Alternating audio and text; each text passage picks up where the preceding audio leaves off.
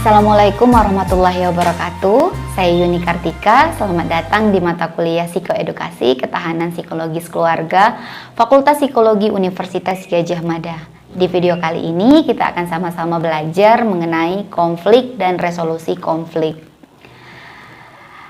Seperti yang kita tahu bahwa konflik dalam hubungan rumah tangga itu tidak bisa dihindarkan. Bahkan konflik itu merupakan suatu yang wajar ditemui. Semakin akrab atau semakin intim hubungan pasangan, maka kemungkinan akan munculnya konflik interpersonal itu akan semakin mungkin. Nah, penyelesaian konflik ini tidak selalu diselesaikan dengan cara kekerasan verbal maupun fisik. Dan ternyata kemampuan pasangan dalam menyelesaikan konflik menjadi kunci kuat atau lemahnya hubungan. Jika pasangan mampu menyelesaikan konflik tersebut, maka hubungan itu akan semakin kuat atau semakin kokoh.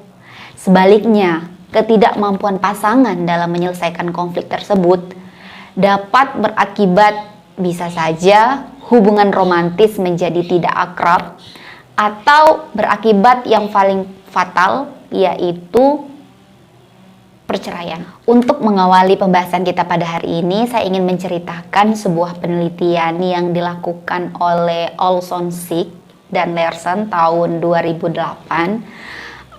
Penelitian ini menunjukkan bagaimana pasangan yang diidentifikasi sebagai kelompok pasangan yang bahagia dan tidak bahagia itu bagaimana resolusi konfliknya. Ternyata ada 5 yang menjadi kunci bagaimana pasangan bahagia itu mampu menyelesaikan masalahnya. Para peneliti menemukan bahwa pasangan yang bahagia mengakui bahwa selama diskusi tentang masalah, pasangan mereka memahami pendapat dan ide masing-masing. Survei juga menunjukkan bahwa pasangan yang bahagia mampu berbagi perasaan dan ide walau terjadi perbedaan pendapat. Pasangan yang bahagia juga ditemukan bahwa mereka mampu untuk menyelesaikan perbedaan pendapat tersebut. Selain itu, pasangan yang diidentifikasi sebagai pasangan yang bahagia mengakui bahwa mereka memiliki ide yang sama tentang bagaimana menyelesaikan perselisihan antar masing-masing orang tersebut. Dan yang terakhir, pasangan yang bahagia mengakui bahwa mereka menganggap serius jika terjadi perbedaan pendapat dan mereka sesegera mungkin menyelesaikan permasalahan tersebut. Nah, itu tadi yang menjadi perbedaan antara pasangan yang bahagia dan tidak bahagia dalam resolusi konfliknya. Nah, selain itu penelitian ini juga mengangkat top 5 issues yang paling banyak ditemukan dalam rumah tangga. Karena kan sampel penelitiannya ini adalah pasangan yang sudah menikah ya. Jadi konflik-konflik ini yang banyak ditemukan dalam hubungan berumah tangga. Yang pertama adalah masalah terkait salah satu merasa lebih bertanggung jawab atas permasalahan yang tengah terjadi. Yang kedua, menghindar dari pasangan agar tidak berkonflik. Yang ketiga, perbedaan pendapat atas bagaimana cara pasangan tersebut menyelesaikan masalah. Yang keempat, perbedaan di antara keduanya yang tidak bisa diselesaikan, sehingga hal ini tetap menjadi masalah yang berkelanjutan secara terus-menerus. Yang kelima, terkadang mengalami perselisihan serius terkait masalah-masalah yang sepele. Nah, kita tahu ya, ternyata dari 5 permasalahan pokok yang ditemukan dalam hubungan rumah tangga, mulai dari permasalahan sepele sampai ke permasalahan serius, ternyata itu bisa menyebabkan munculnya konflik. Oleh karenanya, konflik itu sifatnya harus segera diselesaikan. Karena kalau tidak diselesaikan atau didiamkan begitu saja, maka kemungkinan munculnya konflik baru itu akan semakin berpeluang. Bahkan keengganan seseorang untuk menyelesaikan konflik itu berkaitan dengan munculnya apa yang disebut sebagai anger atau kemarahan. Teman-teman semuanya, saya ingin mengajak teman-teman memahami bagaimana konflik itu muncul ya. Jadi konflik itu sebenarnya dalam psikologi itu ada tingkatannya, mulai dari yang terendah sampai yang tertinggi. Dan konflik ini bersifat kontinum ya, kalau tidak segera terselesaikan maka akan mengalami krisis dalam hubungan.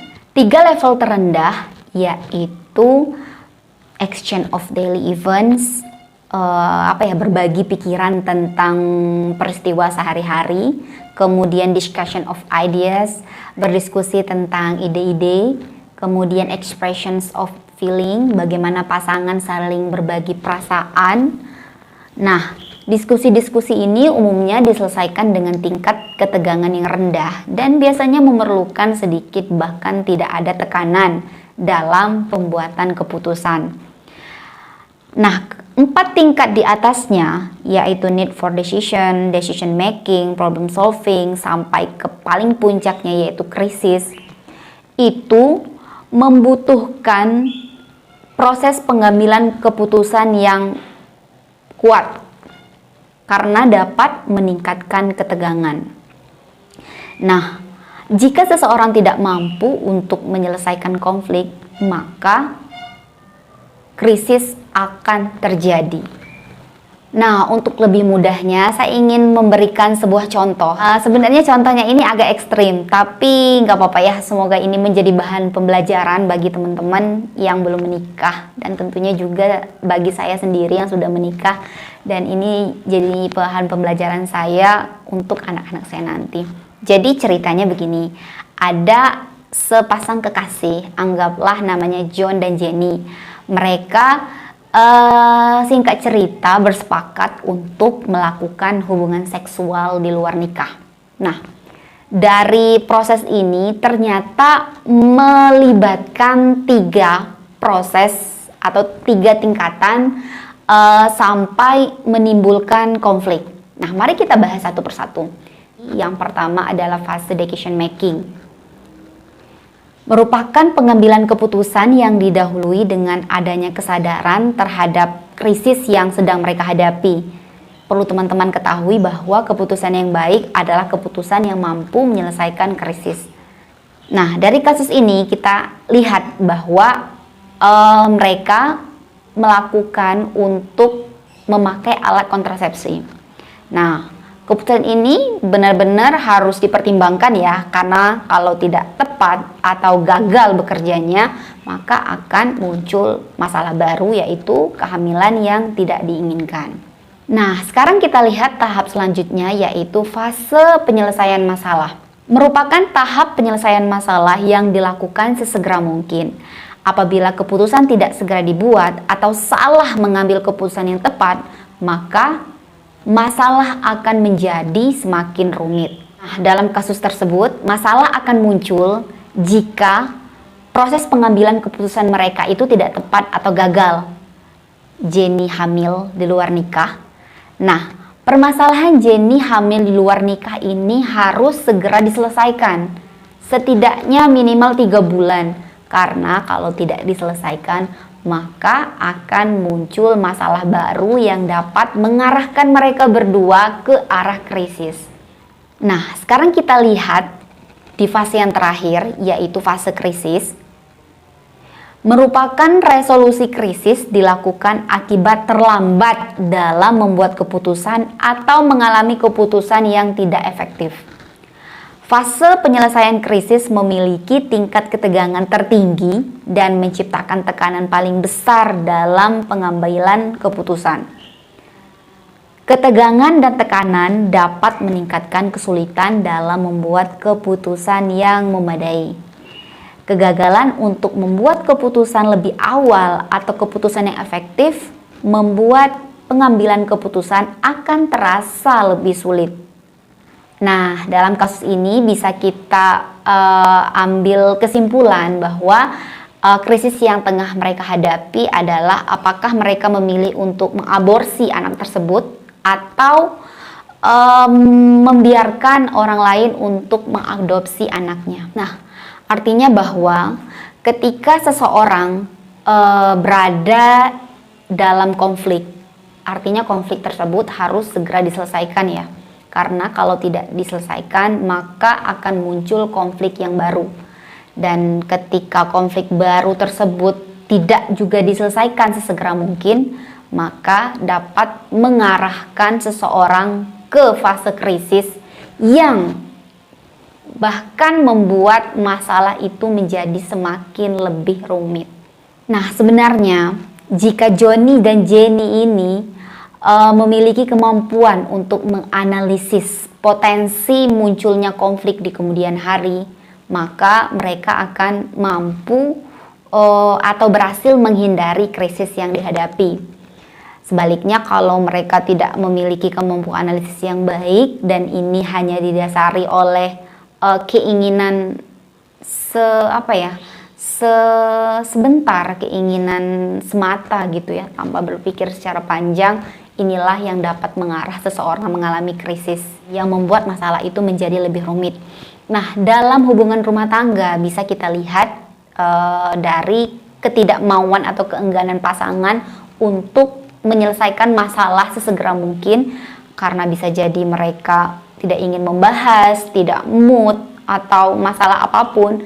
Sebenarnya ini tidak baik ya, karena jika didiamkan, dibiarkan begitu saja, akan mengarah kepada fase krisis yang sebenarnya akan menyulitkan pasangan itu sendiri. Nah, kita tahu bahwa antara konflik dan kemarahan itu saling berhubungan ya. Ada sebuah istilah yang disebut dengan anger conflict taboos, hal-hal tabu tentang kemarahan gitu ya. Keinginan seseorang untuk tidak marah gitu ya, untuk tidak mengekspresikan kemarahannya kepada orang lain, menekan emosi negatif seperti marah, benci, jijik, pahit, sakit hati itu ya ke dalam dirinya, dengan harapan bahwa perasaan tersebut akan hilang dengan sendirinya. Apakah ini baik? Tentu saja tidak ya. Ada dua alasan yang menyebabkan kenapa seseorang menekan emosi negatif tersebut. Yang pertama dari faktor sosiologis, yang kedua dari faktor psikologis. Secara sosiologis, adanya anggapan dari masyarakat yang menganggap bahwa marah ini adalah proses yang tidak baik. Ketika seseorang marah, maka ini menunjukkan bahwa orang tersebut tidak memiliki keterampilan sosial yang baik. Aneh ya, anggapan-anggapan seperti ini. Tentu saja ini sangat menyulitkan bagi individu tersebut, karena yang namanya emosi itu sifatnya sama ya, mau negatif mau positif ya, itu harus tersalurkan. Kembali lagi bagaimana cara penyaluran emosi tersebut, apakah dengan cara positif atau dengan cara yang negatif. Alasan yang kedua secara psikologis itu adalah munculnya perasaan insecure dari dalam diri seseorang gitu ya. Jadi kan ini kan emosi negatif ya. Kalau misalnya seseorang mengeluarkan emosi tersebut, dalam diri ini kayak ada tekanan gitu loh, menganggap nanti aku nggak akan dicintai, aku ditolak, orang akan tahu siapa diri aku sebenarnya, aku dianggap tidak kompeten dalam menyelesaikan masalah gitu ya. Anggapan-anggapan seperti ini yang membuat individu menekan emosi-emosi negatif tersebut dan membiarkan itu tersimpan di dalam dirinya. Kembali lagi dengan harapan itu akan hilang begitu saja.